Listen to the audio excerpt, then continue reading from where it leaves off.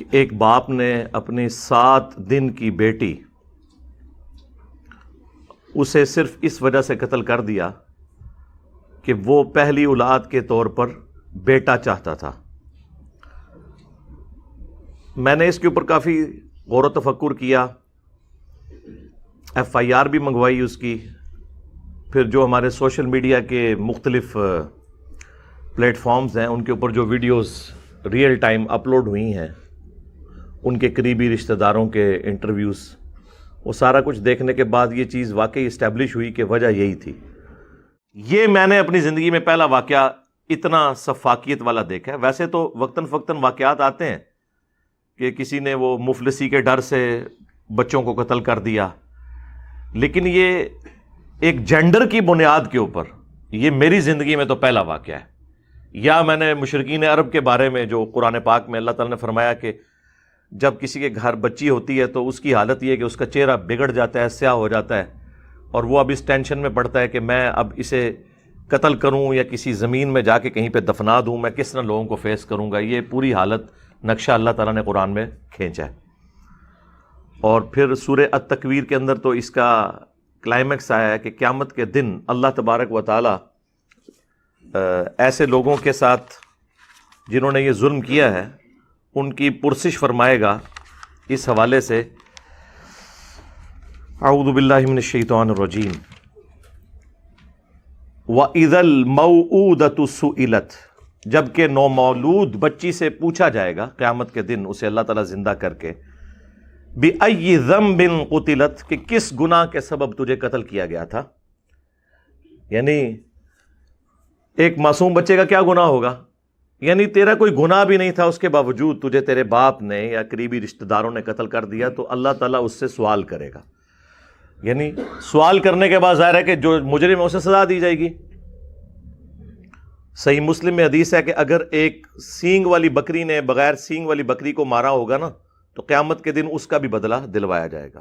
اور ایک مسلمان یہ کہے جس کے قرآن میں موجود ہو، سورہ شورى کا آخری رکوع پڑھ کے دیکھ لیں، اللہ ہے جسے بیٹے دیتا ہے، جسے بیٹیاں دیتا ہے، جسے چاہتا ہے دونوں دیتا ہے، جسے چاہتا ہے اولاد سے محروم رکھتا ہے۔ تو یہ مسلمان کا عقیدہ ہے کہ وہ اس چیز کے اوپر ناراض ہو جو اس نے اللہ پر یقین کیا تھا، اللہ پر ایمان لایا تھا کہ اللہ یہ سب کچھ کرنے والا ہے۔ ہماری قوم اس وقت جو ہے نا وہ اس چکر میں پڑی ہوئی ہے کہ تحریک عدم اعتماد کامیاب ہوگی یا ناکام ہوگی۔ جی اے کرا لو نہ کرو۔ اس کے اوپر کیا چیف جسٹس کو نوٹس نہیں لینا چاہیے تھا؟ اس سے بڑا کوئی واقعہ ہو سکتا ہے؟ یعنی آپ نے پاکستان میں عورتیں جو تعداد میں مردوں سے زیادہ ہو چکی ہوئی ہیں، ان کی زندگیاں ونریبل ہو گئی ہیں اس واقعے کے بعد۔ کتنی مائیں ڈریں گی بچیوں کی پیدائش کے بعد کہ بھائی باپ یہ حرکت بھی کر سکتے ہیں۔ اس شخص کو عبرت کا نشان بنایا جائے اور فوراً کیس چلا کے اس کا فیصلہ سنایا جائے۔ لیکن آپ دیکھیں گے اس پورے معاملے کے اندر آپ کو علماء کی بھی مجرمانہ خاموشی نظر آ رہی ہے۔ وہ اس واقعے کو تو کنڈیم کر رہے ہیں، ابھی تک کسی عالم دین نے اس کی سزا بتائی ہے؟ آپ نے کوئی کلپ سنا ہو؟ ان کی فقہ حنفی کے اندر اس کی سزا ہے ہی کوئی نہیں ہے جی، اس لیے نہیں یہ بتا رہے۔ 3 کمزور ترین روایتیں جامعہ ترمذی میں، ایک پورا چیپٹر ہے کہ اگر کوئی باپ اپنے بچے کو قتل کر دیتا ہے اس کانٹیکسٹ میں، تینوں روایتیں امام ترمذی نے ایمانداری کے ساتھ لکھی، ہر روایت کے اوپر جرح کی انہوں نے کہ یہ اس وجہ سے ضعیف ہے، یہ اس وجہ سے ضعیف ہے، یہ اس وجہ سے ضعیف ہے۔ اور روایت کیا ہے کہ اگر کوئی باپ بچے کو قتل کر دے تو اس کے اوپر کوئی تاوان نہیں ہوگا، اس کی کوئی سزا نہیں ہوگی۔ ہاں کوئی بچہ اپنے باپ کو مار دے تو اس کے بدلے میں اس کو سزا ہوگی۔ یہ وہ چیز ہے جس کی بنیاد کے اوپر جو ضعیف روایتیں تھیں، جنہیں امام ترمذی نے خود ضعیف کہا ہوا ہے۔ شیخ زبیر علی زئی رحمہ اللہ تعالی نے بھی اس کی جو تحقیم کی ہے انوار الصحیفہ کے اندر، اس میں ضعیف ڈکلیئر کیا ہوا ہے۔ ان روایتوں کی بنیاد کے اوپر ان لوگوں نے عقیدہ گھڑ لیا ہوا ہے۔ اب یہ منہ دکھانے کے قابل نہیں ہے، اسی لیے آپ دیکھیں سزا کوئی نہیں ڈسکس کر رہا۔ جنرل ہو سکتا ہے کوئی کہہ دے جی اس کو سزا دیں، بتاؤ نا کون سی سزا ہے ویسے تو کہتے ہو جی انجینئر سے مسئلے نہیں پوچھنے، علماء سے پوچھیں. اتنی جرت نہیں ہے کہ یہ کہہ دیں کہ ان سے مس ہینڈل ہوا ہے مسئلہ. ویسے تو آپ کو قرآن پاک میں ساری آیات نہیں پتا کیا. سورۃ المائدہ میں اللہ تعالیٰ نے فرمایا جس نے ایک جان کو بھی نہ حق قتل کیا گویا پوری انسانیت کا قتل کیا،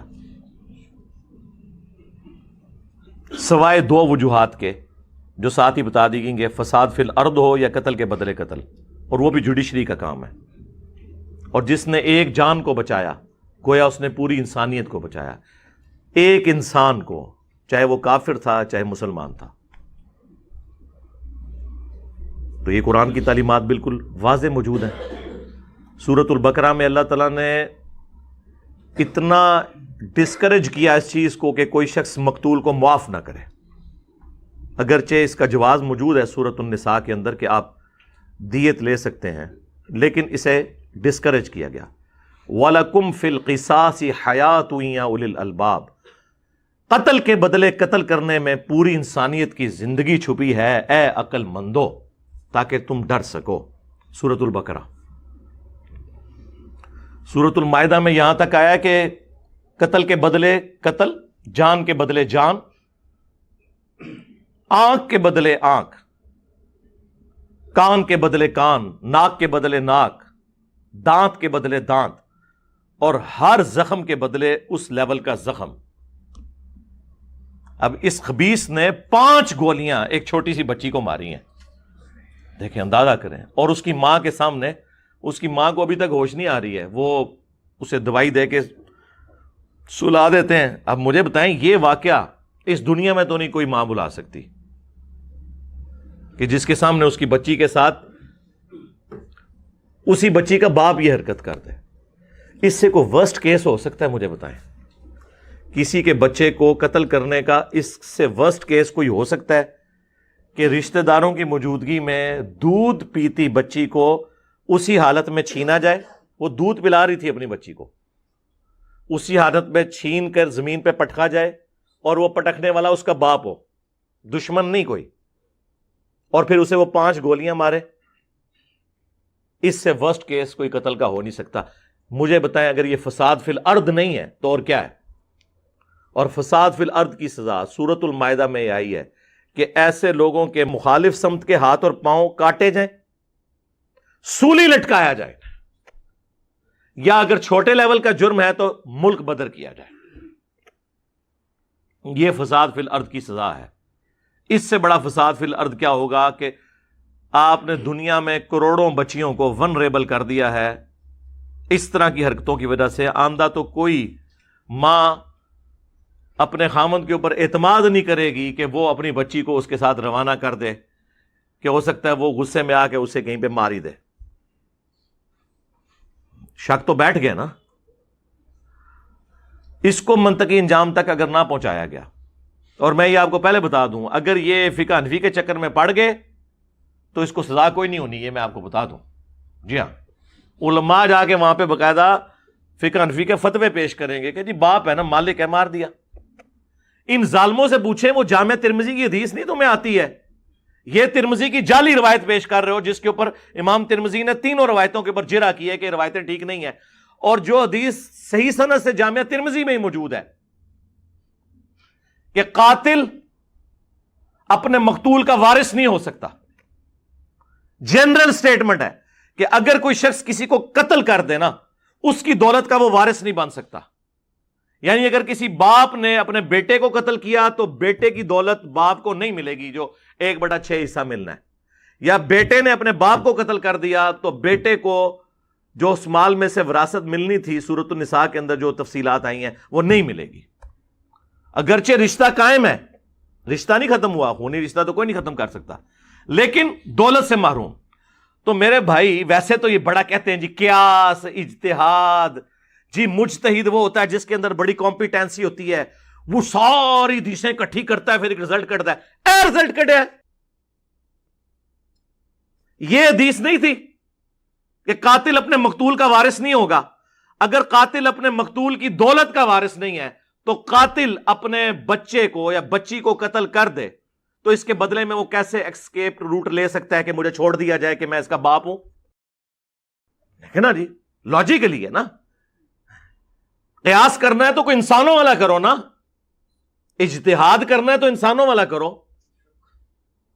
کتنے جی تواڈے مفتی اعظم پلانٹ ارتھ دیوبند تقی عثمانی حافظہ اللہ تعالی, مفتی اعظم پلانٹ ارتھ بریلوی مفتی منیب الرحمان صاحب, کدھر ہیں؟ ویسے تو ہر معاملے میں نکلے ہوتے ہیں لے کے چیزیں, کدھر ہیں؟ ابھی ضرورت پڑی ہے نا سرکار, آؤ نا, پبلکلی سامنے آؤ, فرنٹ سے لیڈ کرو. پھر کہتے ہیں جی لوگ جو ہے وہ انجینئر سے مسئلے پوچھ رہے ہیں, ہم سے کوئی پوچھ نہیں رہا. بھائی آپ سے پوچھ رہے ہیں نا, آپ بتا ہی نہیں رہے ہو. آپ وہی مذمتی بیانات دے رہے ہو جو دنیا کا ہر انسان دے سکتا ہے. بتاؤ اسلام نے کیا سولوشن دیا ہے اس کے اوپر, یہ ہمیں بتانا ہے آپ نے. میں تو کہتا ہوں سوشل میڈیا کے اوپر ٹرینڈ چلایا جائے کہ بتاؤ سزا کیا ہے فقہ حنفی میں اس چیز کی, تاکہ یہ لوگ ایکسپوز ہوں کہ یہ کن فرسودہ نظریات کو انہوں نے دین کا نام دیا ہوا ہے.